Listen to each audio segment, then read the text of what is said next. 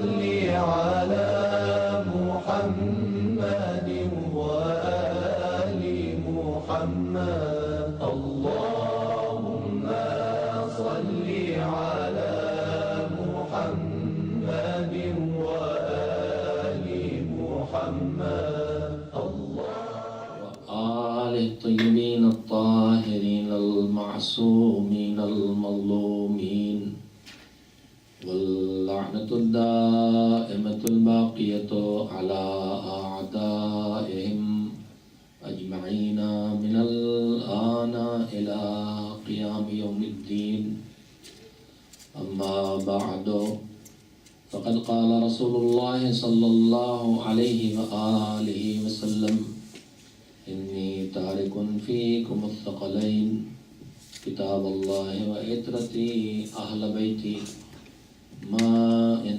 تمسكتم بهما لن تضلوا بعدي ولن يفترقا حتى يرد علي الحوض.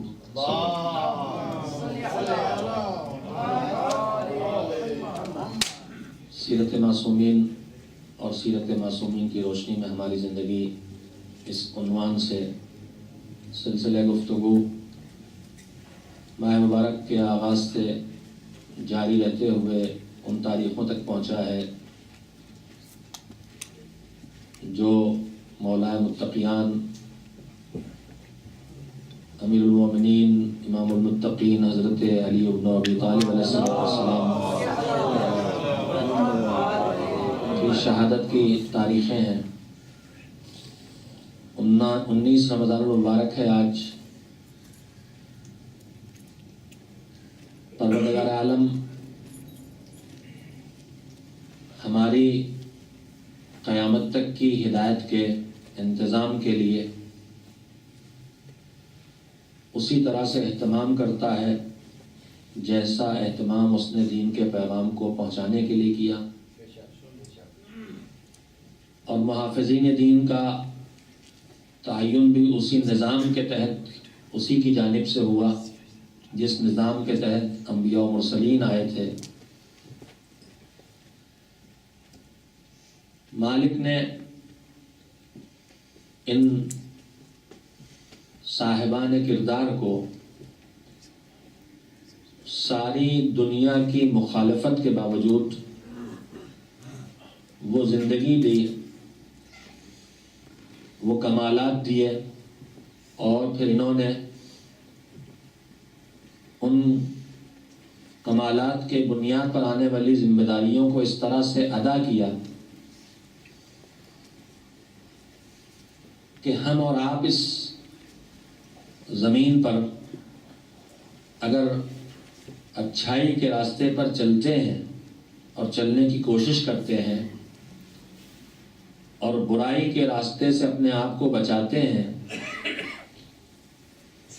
اور معاشرے میں اچھے انسان بھی اگر سمجھے جاتے ہیں، تب بھی زیادہ سے زیادہ قابل توجہ بات عرض کر رہا ہوں، تب بھی زیادہ سے زیادہ اپنے دوستوں کے درمیان قابل اعتماد بنتے ہیں۔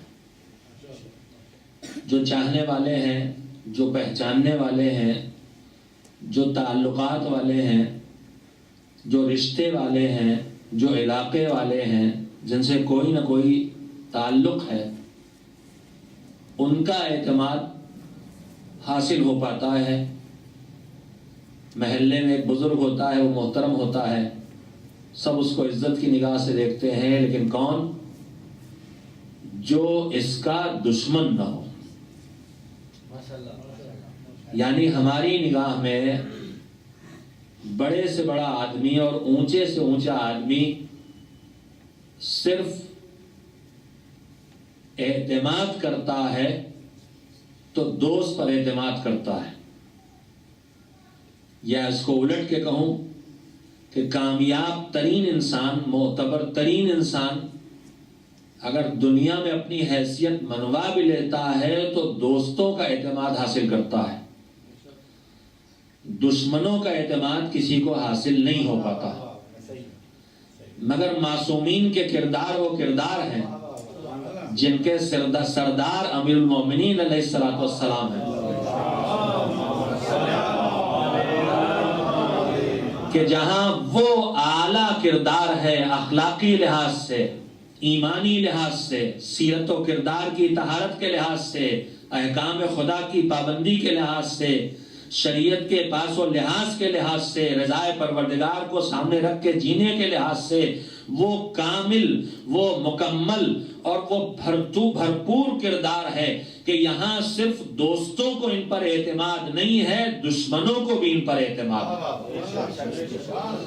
میں اس کے چند نمونے آپ حضرات کی خدمت بس کروں۔ یہ معصومین کی معجزاتی زندگی کا ایک پہلو یہ بھی ہے، کل میں نے عرض کیا تھا کہ ان کی پوری زندگی معجزہ، ان کی پوری زندگی کے ہر پہلو پہ نظر ڈالیں گے تو معجزہ محسوس ہوگا۔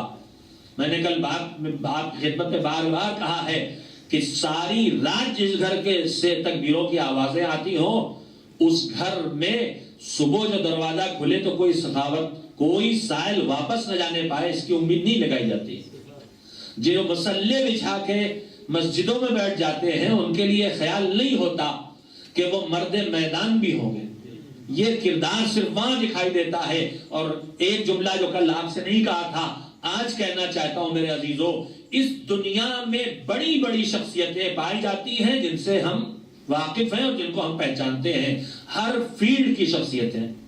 فلسفے کے بڑے بڑے نام، افلاطون، سقراط، بقراط بھی بیچارہ فلسفی تھا، اس کا فلسفہ تو کسی نے نہیں پڑھا، لیکن ہمارے درمیان جب کوئی زیادہ قابلیت کی باتیں کرتا ہے تو اس سے ہی کہتے ہیں کہ بھائی بقراطی مت کیجئے۔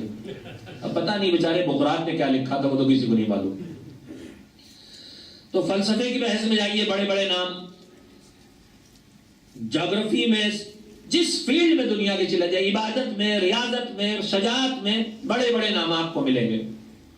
لیکن میرے عزیزوں، ہر فیلڈ کے یہ بڑے نام کسی ایک دور کے بڑے نام ہوتے ہیں، ان کا اپنا ایک زمانہ ہوتا ہے، ان کا ایک دور ہوتا ہے، اس دور میں وہ نام بڑا نام ہوتا ہے، اس کے بعد وہ دور ختم ہوتا ہے تو ان کی بڑائی بھی وہیں رک جاتی ہے، اس سے بڑا کوئی سامنے آ جاتا ہے۔ آپ سائنسٹسٹ زیادہ تر حضرات یہاں جدید لوگ کے پڑھے لکھے بیٹھے ہیں، مجھے تو ان سائنسدانوں کے نام بھی یاد نہیں ہے، دماغ میں موجود نہیں ہے، چاہے میں نے پڑھنے کی کوشش بھی کی ہو، لیکن میرے عزیزوں روز ایک نئی تحقیق ہوتی ہے، روز ایک ریسرچ ہوتی ہے۔ تو جو پچھلا نظریہ دینے والا اس وقت کی سب سے بڑی شخصیت تھا، وہ پیچھے چلا جاتا ہے، کوئی بڑی نئی شخصیت سامنے آ جاتی ہے، پچھلے نام بھول جاتے ہیں۔ یعنی ہر فن میں اور ہر ہنر میں اور ہر کمال میں آدمی بلندی پہ اگر آخری پہنچ بھی جائے، اگرچہ کوئی آخری بلندی پہ نہیں پہنچتا، ہر بلندی کے بعد دوسرا اس سے اگلی بلندی پہ آنے۔ ابھی آپ کے درمیان یہاں آج کل کھیل ہو رہے ہیں، اس میں بھی کیا ہو رہا تھا؟ ریکارڈ توڑا، ریکارڈ توڑا، ریکارڈ توڑا۔ یعنی پچھلی 5 سال پہلے والے گیم میں انہوں نے یہاں بلندی پائی تھی، اب یہ اس سے بچے بھی سمجھ جائیں اس مثال کو، اور نہیں کوئی ریکارڈ توڑنے والی باتیں نہیں، لیول میں بے ایمانی میں ریکارڈ توڑا، وقت کی بربادی میں ریکارڈ توڑا، پیسے کے تباہی میں ریکارڈ توڑا، معقول کاموں سے خود بھی نکل کے آئے، زندگی لیول میں لگائی، دوسروں کو بھی کام سے الجھا کے لاکھوں لوگوں کو بٹھا دیا تاکہ اتنی دیر وہ نہ کچھ پیدا کریں، نہ کوئی کام کریں، نہ کوئی سوچیں، بس ٹی وی کے آگے بیٹھ کے اپنی فکر کو، اپنی عقل کو، اپنے شعور کو، اپنے وقت کو، اپنی صلاحیت کو برباد کرتے رہیں۔ تو انہوں نے برباد کرنے کا ریکارڈ توڑا۔ اونچی چھلانگ کون کتنی لگا رہا؟ کہا جتنی اونچی تم نے لگائی تھی اس سے اونچی لگائیں گے تاکہ شیطان کا پرچم اور اونچا ہو جائے۔ تو یہ ریکارڈ جو توڑ رہے ہیں یہ کسی خدمت خلق میں نہیں توڑ رہے ہیں، یہ بیماروں کے علاج کے ریکارڈ نہیں توڑ رہے ہیں، یہ کسی دوا کے اور بہتر ایڈیشن کے لانے کا ریکارڈ نہیں توڑ رہے ہیں، یہ کسی مشین کو اور اچھا بنانے کا ریکارڈ نہیں توڑ رہے ہیں جو خدمت خلق کا ریکارڈ ہو، یہ تو لہو و لعب میں لوگوں کے وقت برباد کرنے کا ریکارڈ توڑ رہے ہیں۔ 11 آدمی خالی کرکٹ میں نہیں کھیلتے ہیں، ہماری پوری قوم جو کروڑوں نہیں اربوں میں ہے اتنی دیر اپنا وقت برباد کرتی جتنی دیر انڈیا پاکستان کے درمیان جہاد ہوتا ہے۔ تو میرے عزیزوں، یہ تو ریکارڈ میں نے مثال صرف اس لیے دی کہ دیکھیے یہاں بھی جب ایک شخصیت آتی ہے لوگ اسے بھول کے، محمد علی قلعے آئے تھے، ابھی تھوبڑا لٹکائے بیٹھے تھے، حکم خدا کی خلاف ورزی، نتیجہ ہونا یہی ہے۔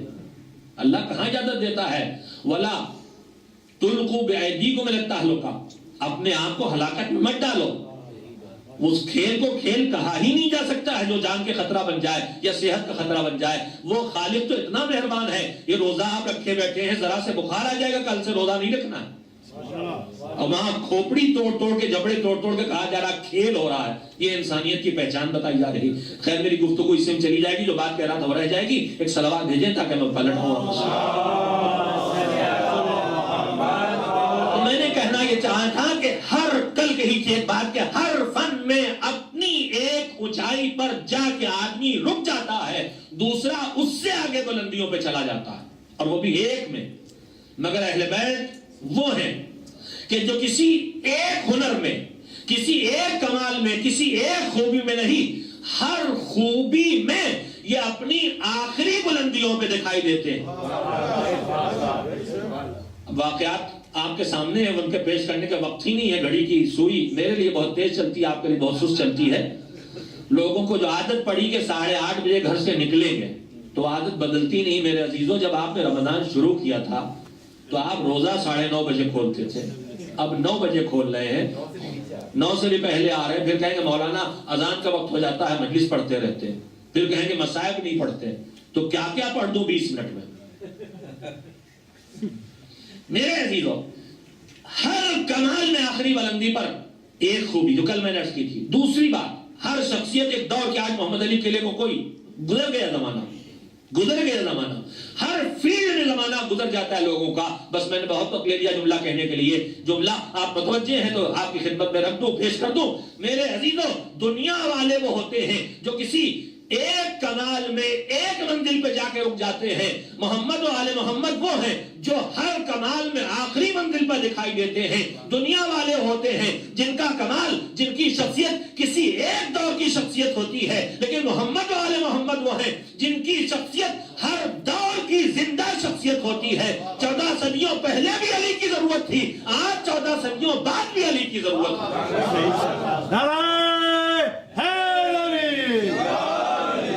ان کا کردار ایسا ہے، ان کی شخصیت ایسی ہے، ان کی عظمتیں ایسی ہیں کہ دوست نہیں دشمن بھی ان پہ اعتماد کرتے ہیں۔ میں نے سیرت کا یہ رخ آپ کے سامنے اس لیے رکھا ہے کہ مجھے بہرحال آپ کی خدمت میں کہنا ہے کہ خالی ان کے کمالات کو دیکھ کے دل کو خوش نہیں کرنا ہے، اپنی زندگی میں اس کی روشنی لانا ہے۔ تو ان کی سیرت کا ایک پیغام یہ ہے کہ ان کا کردار اتنا مضبوط، ان کی زبان کا اتنا بھروسہ، ان کے قول میں اتنا اعتماد، ان کے حکم خدا کے پابند ہونے پر اتنا یقین، انہیں رضایت پروردگار کی فکر مندی ہے ان کے دل و دماغ میں، جس پر دنیا کبھی قبضہ نہیں کر سکتی، حکومت کی لالچ بھی اس پہ قبضہ نہیں کر سکتی، دولت کی ہوس بھی اس پہ قبضہ نہیں کر سکتی۔ وہ ہیں جو کہہ رہے ہیں کہ اگر مجھے یہ کوفے کا دارالسلطنت نہیں، یہ مملکت اسلامی نہیں، اگر پوری کائنات میں جو اقالیم سبا ہیں، 7 کائناتیں جو ہیں، اگر ان کی حکومت بھی مجھے دے دی جائے اور مجھ سے کہا جائے کہ چیٹی کے منہ میں جو ایک باریک سا پر کا چھوٹا سے ٹکڑا ہے، میں ظلم کے ساتھ اسے چھین لوں، تو میں ایسا کرنے والا نہیں۔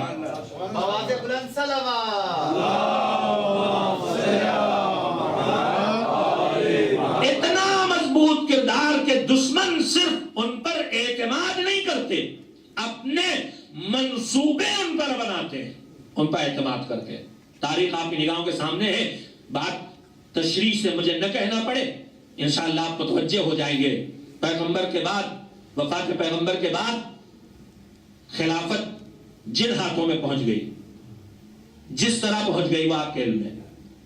پھر اس کے بعد دوسرے حاکم کو پہلے حاکم نے جس طرح معین کیا وہ بھی علم ہے۔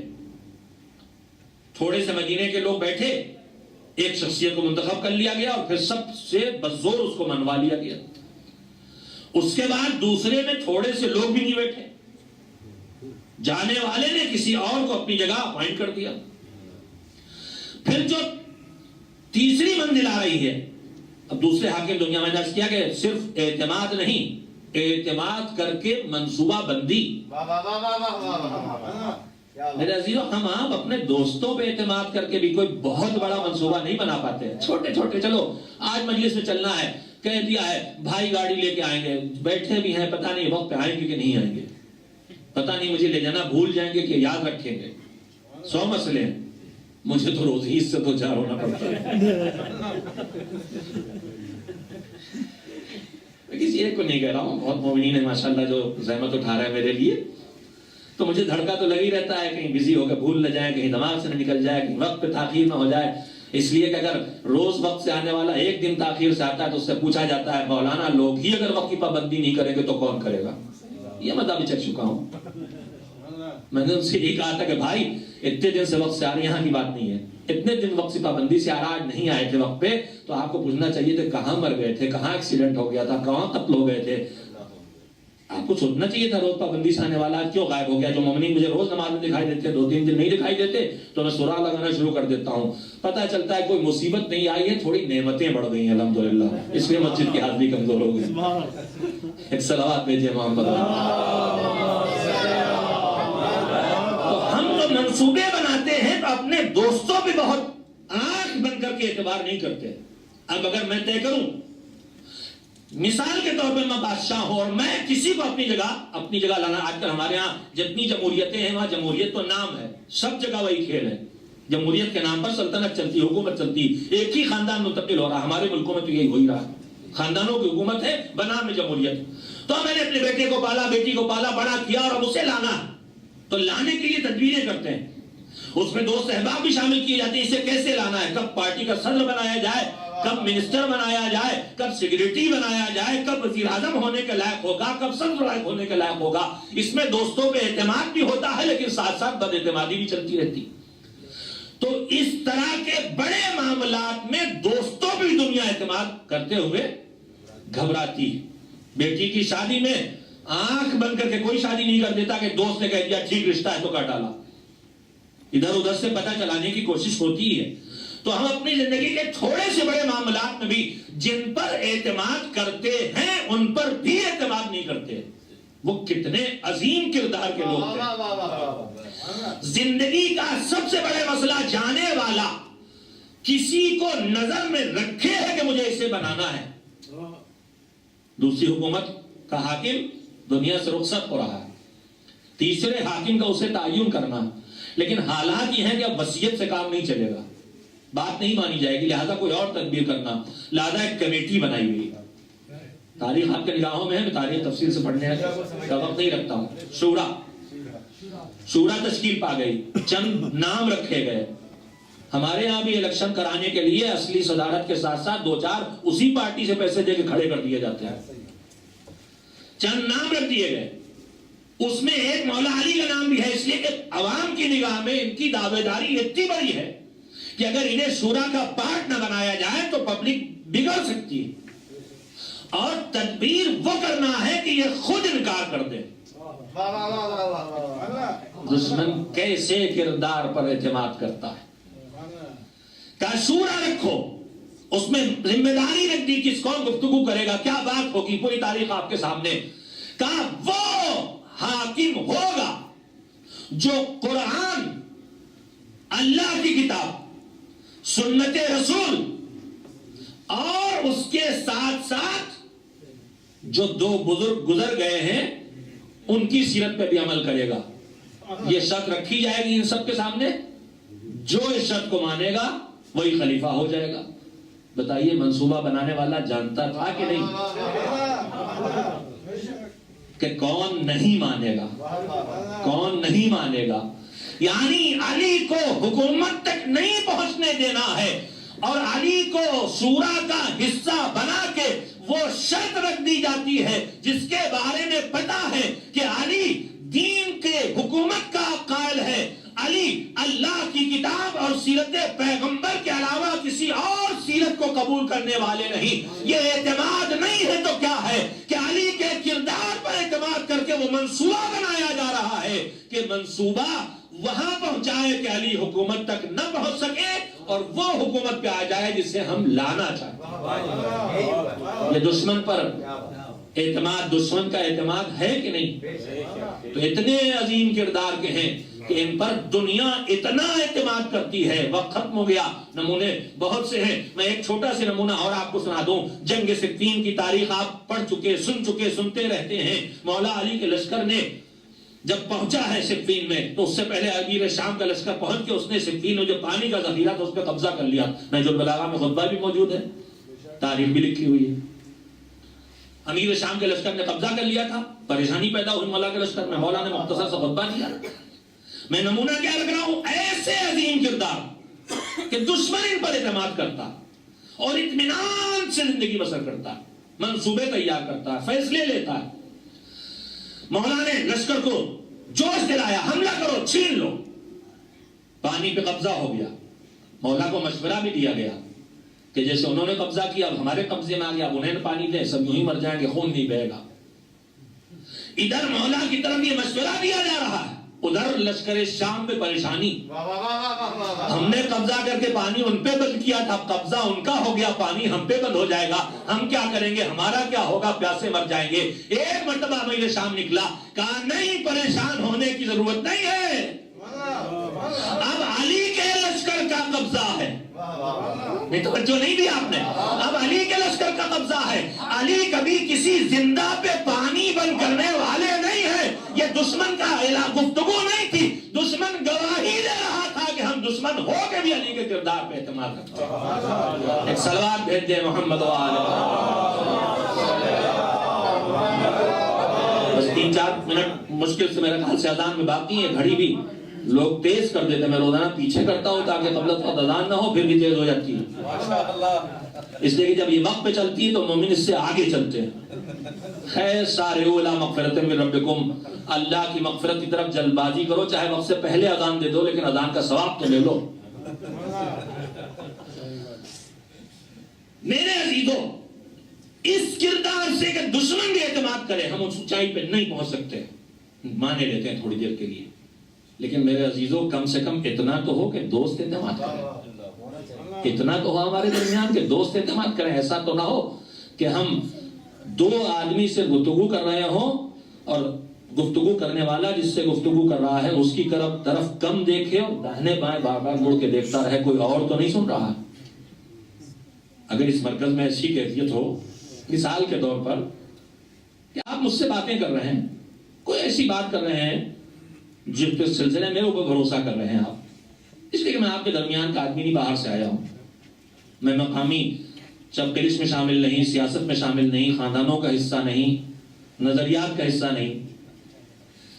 لیکن مجھ سے بات کرتے ہوئے اگر آدمی چوکنا ہو کے بار بار ادھر ادھر دیکھ رہا ہے, بڑے افسوس کی بات ہے عزیزوں کہ مجھے یہاں کی بات نہیں, پورے معاشرے میں یہ تجربہ کرنے کو ملتا ہے کہ ایک مومن آتا ہے اپنی کوئی مشکل بیان کرنے کے لیے مجھ پر اعتماد کر کے, سر پہ امامہ دیکھ کے, لیکن مجھ سے گفتگو کرتے ہوئے مسلسل چوکنا, جیسے ہرن چراگاہ میں چوکنا رہتے ہیں. ذرا سے گھاٹ پہ منہ ڈالا, پھرتا ہے بائیں, دیکھا کہیں کوئی شیر تو نہیں, کوئی بھیڑیا تو نہیں. عزیزو, ہمارے معاشرے کو ایسا نہیں ہونا چاہیے کہ مومن کو ہر وقت خطرہ ہو کوئی حملہ کر دے گا. نہیں, میں شاید اپنی بات آپ سے نہیں کہہ سکا. مومن سے گفتگو کر رہا ہو تو اسے اطمینان ہونا چاہیے کہ چاروں طرف میرے مومنین ہیں, اگر ان کے کانوں تک پہنچ بھی جائے گی تو اس سے باہر نہیں جائے گی. ہم بعض لفظوں کو بہت محدود کر کے اپنی زندگی میں لے آئے ہیں. امانت کا ایک لفظ ہے ہمارے درمیان. امانت کا مطلب کیا ہے؟ آپ میرے پاس 100 پاؤنڈ رکھوا دیں تو میں وہ واپس کر دوں, یہ ہے امانت. میں نے ملین کی مثال نہیں دی.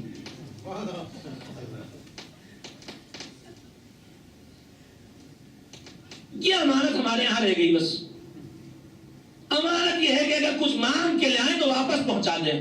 یہ بھی تو نہیں رہ گئی, یہ بھی نہیں رہ گئی. آپ جاتے وقت میرے پاس کچھ پیپرز رکھوا گئے, میں پہنچا دوں. امانت یہ ہے کہ فوٹو کاپی نہ ہو میرے پاس پر. تو میرے عزیزوں, ہم نے امانت کو بہت سمیٹ دیا ہے. امانت صرف پیسوں کی امانت نہیں ہے, امانت کردار کی امانت بھی ہے, زبان کی امانت بھی ہے. میں صرف ایک جملہ رسول اکرم حضرت محمد مصطفیٰ صلی اللہ علیہ وسلم کا اپنے ہر بھائی اور بہن سے کہنا چاہتا ہوں.